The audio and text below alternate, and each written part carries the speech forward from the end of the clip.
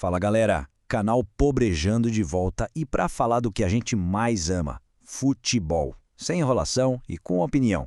Já deixa o like, se inscreve e bora. Olha, quando a gente pensa na seleção brasileira, o que vem na cabeça? Lendas, Copas do Mundo, aquele futebol arte, né? Mas já pararam para pensar que por trás de todo craque com a amarelinha, tem um clube que formou o cara? Hoje a gente vai mergulhar fundo nos números para descobrir quais clubes brasileiros de verdade mais mandaram jogadores para a Copa. E a resposta, bom, ela conta uma baita história sobre como o nosso futebol mudou para sempre. A grande pergunta é essa, né? De onde vêm as lendas? A resposta parece meio óbvia. Dos grandes clubes brasileiros, certo? Só que quando a gente olha os números de todas as Copas, surge um padrão bem surpreendente. Um padrão que, aliás, está sendo totalmente reescrito agora, bem na nossa frente. E é exatamente aqui que a nossa história se divide. A linha do tempo do futebol brasileiro tem uma fratura bem clara. O caminho que um jogador fazia para chegar na seleção antigamente, ele simplesmente não existe mais. A realidade do futebol de hoje criou um cenário completamente novo. Para entender isso, vamos fazer uma viagem no tempo. Por décadas e décadas, o caminho para a glória era um só, bem definido. Para vestir a amarelinha numa Copa do Mundo, o cara tinha que brilhar aqui, nos gramados do Maracanã, do Morumbi, do Mineirão. Era nesses templos que os futuros campeões do mundo eram criados e, o mais importante, escolhidos. E essa frase aqui, ela é a prova definitiva. Pensa só nisso. Nos 5 títulos mundiais, a base da seleção era caseira. A maioria dos convocados jogava aqui, no Brasil. Isso só mostra a força absurda que o nosso campeonato tinha. Era tipo o centro do universo do futebol. Então quem são esses gigantes? Chegou a hora de olhar o ranking histórico. E se prepara aí porque o clube que tá lá no topo da lista talvez não seja o que muita gente espera, viu? Começando o nosso pódio, já temos um empate de respeito entre dois rivais históricos do Rio de Janeiro. Com 35 convocações cada um, Vasco da Gama e Flamengo mostram a importância gigantesca que sempre tiveram, cedendo craques que vão desde Leônidas da Silva até Zico e Roberto Dinamite. É muita história. Na segunda posição, e olha, por apenas um jogador de diferença tá o São Paulo. Com 46 craques cedidos, o tricolor paulista sempre marcou presença. E tem uma curiosidade incrível, o Brasil nunca foi campeão do mundo sem ter pelo menos um jogador do São Paulo no elenco. Que coisa, né? E o líder histórico no topo do topo da lista é o Botafogo. Pois é, com 47 convocações, o clube carioca dominou principalmente nas suas décadas de ouro, imortalizando nomes como Garrincha, Nilton Santos, Didi, Jairzinho, uma verdadeira fábrica de lendas do futebol mundial.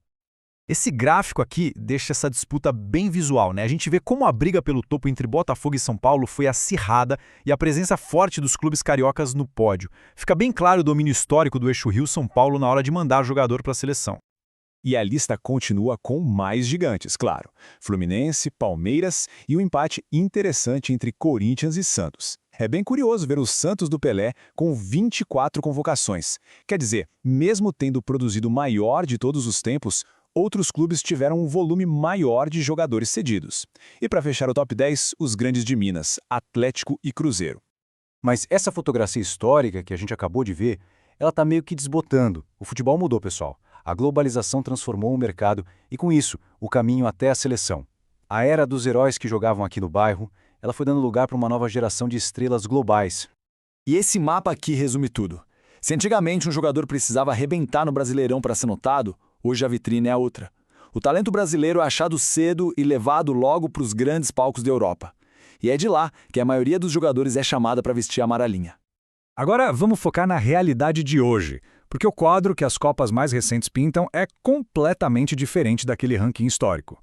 A mudança não é pequena não, é uma transformação radical mesmo. Esse fenômeno, essa mudança global, é o motor por trás dessa nova era. O poder financeiro dos clubes europeus e a visibilidade de ligas como a Premier League, La Liga, tudo isso criou um fluxo novo de talentos que mudou as regras do jogo para sempre. E esse gráfico aqui mostra o impacto brutal dessa mudança. Se liga nos números da Copa de 2022. Dos 26 convocados, só 3 jogavam no Brasil. É isso mesmo. Quase 90% da seleção brasileira veio de clubes de fora. É uma inversão total do padrão histórico. Então, peraí. Se não são mais os clubes brasileiros os maiores fornecedores, quem assumiu esse posto? Essa lista aqui mostra os novos centros de poder. Gigantes como Real Madrid, Roma e Inter de Milão se tornaram os novos fornecedores de craques brasileiros para a Copa do Mundo. Um papel que antes era exclusivo dos nossos clubes. Diante disso tudo, o que a gente pode esperar do futuro? A dinâmica mudou completamente. O caminho que um jovem jogador brasileiro precisa trilhar hoje para chegar numa Copa é outro, bem diferente da jornada de um Pelé, de um Garrincha ou de um Zico. A jornada moderna é mais ou menos essa aqui. O clube brasileiro virou uma etapa de formação, uma plataforma de lançamento, o jogador é desenvolvido aqui, mas o sucesso e a consagração que o levam para a seleção, na maioria das vezes, são buscados lá do outro lado do Atlético. Então, o ponto central de toda essa análise é este.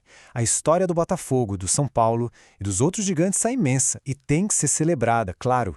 Eles construíram a lenda da camisa amarela, mas hoje essa história serve mais como um legado do que como um mapa de onde vão vir as futuras estrelas da seleção. E a gente termina com essa pergunta para todo mundo refletir. Se o papel dos clubes mudou de fornecedor final para plataforma de desenvolvimento, a verdadeira questão agora é: quem está fazendo o melhor trabalho de base? Quais academias brasileiras estão, de fato, construindo os jogadores que a gente vai ver brilhando na Europa e, por consequência, na próxima Copa? A resposta para isso é que vai definir o futuro do futebol brasileiro. Comenta aqui embaixo e compartilha. Aqui é o Pobrejando, futebol raiz, resenha sincera e opinião sem filtro. Até a próxima!